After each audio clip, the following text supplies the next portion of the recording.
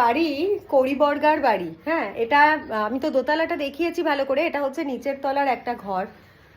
তো মানে কেমন দেখো অদ্ভুত।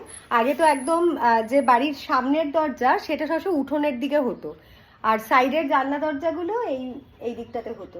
এটা এমনি একটা জাস্ট দরজা একদম মানে গলির পাশে। আর এটাই আর কি, মানে কেমন একটা অদ্ভুত নস্টালজিক ফিলিং লাগে। আর সিম্বা তো মানে উদ্যমতার চরম, যা তা করে যাচ্ছে সিম্বা এরকম মানে একটা বাড়িতে। আর নিচের তলায় বেসিক্যালি 3টে ভাড়াটে থাকতো, সবাই উঠে গেছে, এই ভাড়াটেগুলোও চলে গেছে। এটাও একটা ঘর। লাইট ফাইট জ্বলে না, অন্ধকার। দেখাচ্ছি আমি, লাইট জ্বললেও জ্বলতে পারে না, জ্বলে না লাইট, সরি লাইট জ্বলছে না।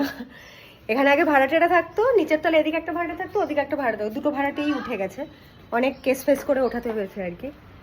আর এটা হচ্ছে উঠোন, আঙিনা, সিম্বা খেলে বেড়াচ্ছে।